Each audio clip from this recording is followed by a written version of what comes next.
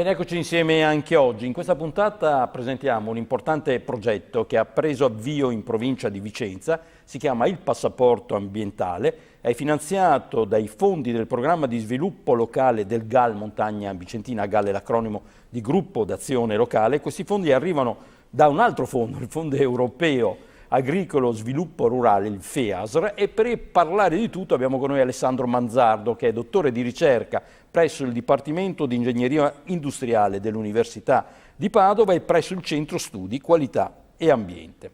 Allora, il passaporto ambientale, dalle due chiacchiere che abbiamo fatto prima di andare in onda, deriva dalla consapevolezza dei limiti dello sviluppo del nostro pianeta. Certo, come sappiamo il pianeta ha una capacità di autorigenerarsi e tutte le attività dell'uomo in qualche modo pongono una pressione rispetto a questa capacità. Oggi è dimostrato che in alcune aree tematiche come i cambiamenti climatici, che sono un tema al centro del dibattito quest'oggi. Ormai li viviamo in prima persona anche nel Veneto. Direttamente, ma anche rispetto ad altri cicli come quelli dell'azoto legato ai processi agricoli, il pianeta non riesce più a rispondere come in passato, quindi in condizioni naturali. Questo impone di cambiare il paradigma di sviluppo. Un paradigma che deve oggi guardare verso un utilizzo accorto delle risorse e lo sviluppo quindi di prodotti che riescano a rispettare questi limiti, nonché a proporre quindi delle soluzioni anche per ridurre la pressione che ogni produzione industriale genera sull'ambiente. Quindi voi avete coinvolto 7 aziende, le citiamo, sono la società agricola di Fausto Maculan, la Rigoni di Asiago, il gruppo Bianchi che è un caseificio, un altro caseificio è Pennar, così come la latteria di Soligo, poi le Colline di Marostica che è una società agricola e un imprenditore agricolo che è Michele Lunardò. Allora cosa avete proposto? Allora abbiamo proposto di supportarli nello sviluppo di nuovi prodotti a ridotto impatto ambientale. Si dice in gergo ecodesign, molti pensano che questo termine significhi design, il disegno, la forma di un qualcosa, ma pensavo che io fosse legato al packaging. Esatto. La verità è che ecodesign significa studiare un prodotto dalle materie prime fino al suo smaltimento a fine vita affinché abbia il minore impatto ambientale possibile, ovviamente nei limiti tecnologici del prodotto stesso e dei sistemi produttivi che lo realizzano, lo caratterizzano. Ma impatto ambientale in una logica europea è uguale dappertutto, cioè i parametri sono i medesimi. Voi parlate di passaporto. Esatto. Difatti non a caso questo progetto si chiama passaporto ambientale. Da un lato perché vuole raccontare una carta di identità di un prodotto e di un'azienda tramite quelli che sono i suoi impatti ma anche le sue migliorie nei confronti dell'ambiente. Parte però anche da un presupposto, ahimè ci sono regole diverse in paesi diversi, ad esempio se andiamo in Giappone... Sì, io ho parlato di Europa, insomma, sì, se pensiamo di mondo. Esatto. Se pensiamo al Giappone, da anni le aziende pagano tasse su quello che è l'impronta che danno sui cambiamenti climatici. Se pensiamo alla Francia, nel 2010 ha pubblicato una normativa per presentare sui packaging dei prodotti quelli che sono gli impatti ambientali. Non è obbligatorio, però se tu vuoi puoi pubblicare questi impatti. Ovviamente questo perché se rispetto a determinati mercati, quali India o Cina, il costo della manodopera rende questi prodotti particolarmente competitivi dal punto di vista del prezzo, vero è che una produzione europea rispetto a questi altri paesi può essere competitiva dal punto di vista delle performance ambientali. Quindi rispetto a questo principio sono sorte in Europa, anche in Italia, recentemente abbiamo un regolamento che si chiama Made Green Italy, che vuole proprio portare a qualificare i prodotti a ridotto impatto ambientale. Semplificando, riassumendo, paese che vai, regole che trovi, un'azienda che vuole avere un mercato e vuole dimostrare la propria responsabilità ambientale, deve confrontarsi con regolamenti diversi. Il passaporto vuole raccontare questo, cioè vuole essere un modo per poter aiutare le imprese a raccontarsi nei paesi nei quali appunto queste aziende vendono. Ma quindi il passaporto cambierà da paese a paese cui è destinato? Esatto, diciamo che il modello che abbiamo sviluppato vuole tracciare una linea che consenta all'azienda di potersi dichiarare o quantomeno rapportare come un prodotto a ridotto impatto ambientale secondo le regole del paese di destinazione.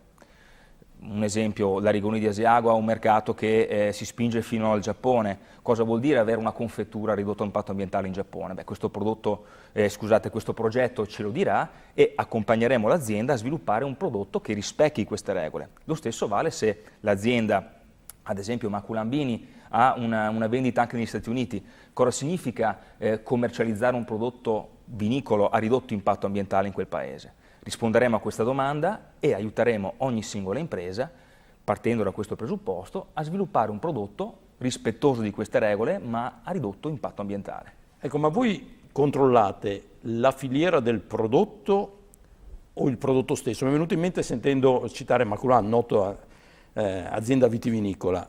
Loro possono ovviamente garantire per quello che è la tracciabilità dal campo fino al tino, ma per esempio le bottiglie, che loro non producono ma acquistano, anche quelle saranno certificate? Allora, anche quelle saranno indagate e studiate.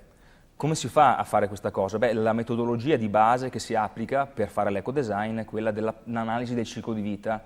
È una metodologia scientifica che studia di fatto tutti i potenziali impatti ambientali dalla culla, quindi materie prime, anche diciamo packaging e altro, fino allo smaltimento del prodotto stesso a fine vita. Quindi sì, studieremo anche i packaging, studieremo le modalità di trasporto, quindi tutto l'aspetto logistico.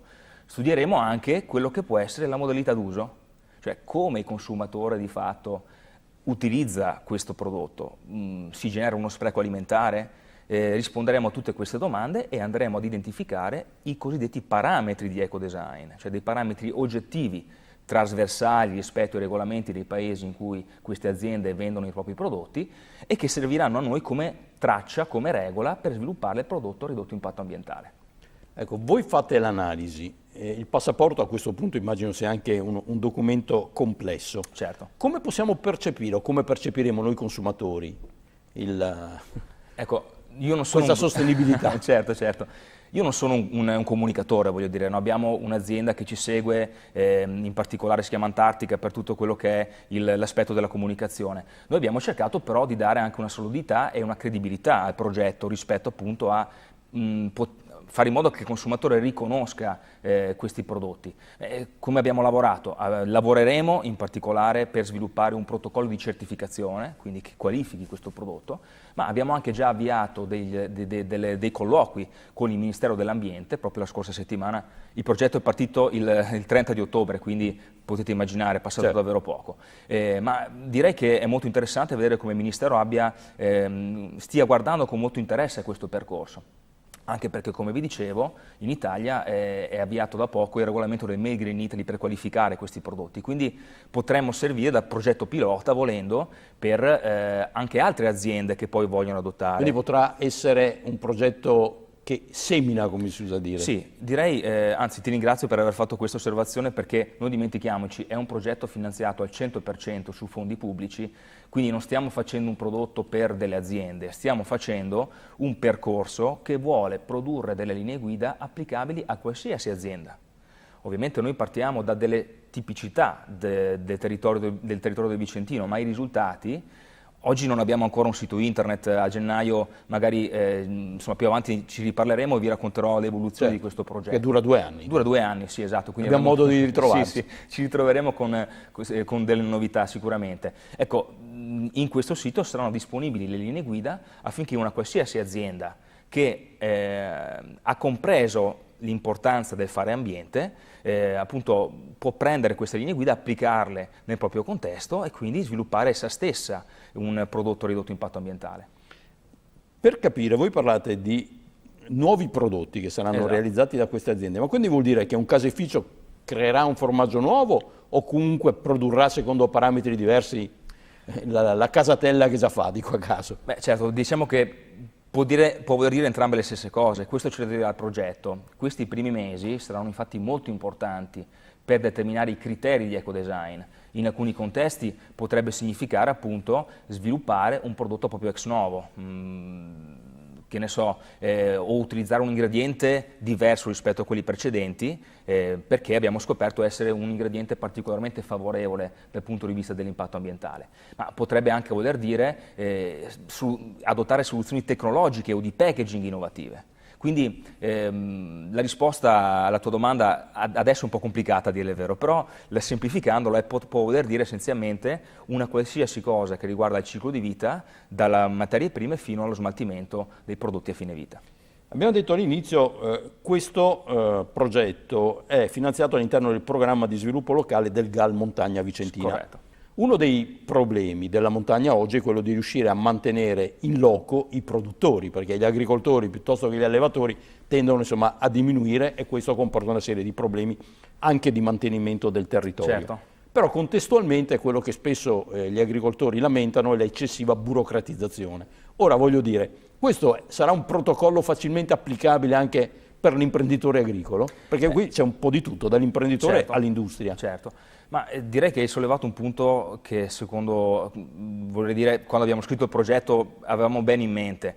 Di fatto, perché sicuramente è un asso nella manica per il produttore di montagna, però sarà sicuramente una sfida, però l'abbiamo voluta lanciare questa sfida.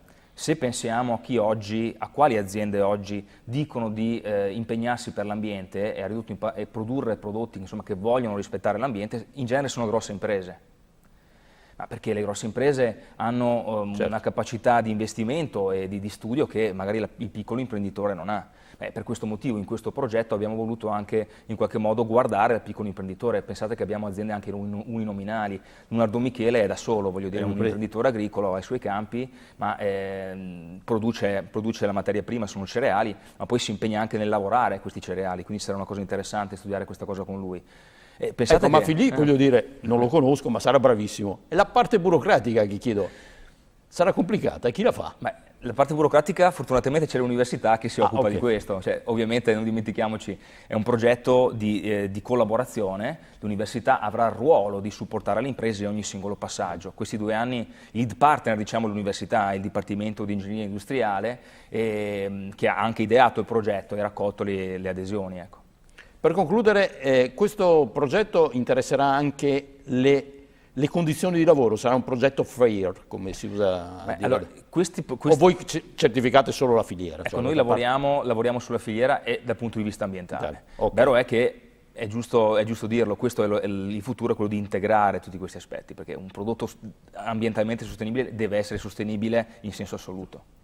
Grazie ad Alessandro Manzardo, che ricordo essere dottore di ricerca presso il Dipartimento di Ingegneria Industriale dell'Università di Padova e del Centro Studi Qualità e Ambiente. Allora, dal Veneto parte questo progetto destinato a certificare la sostenibilità ambientale, diciamo a 360 gradi e in una logica internazionale, a partire dall'esperienza di 7 aziende della montagna vicentina. Grazie, buon lavoro. Grazie Avremo mille. modo di risentirsi. Ci si vede, dura 2 anni il progetto, quindi Bene. alla prossima.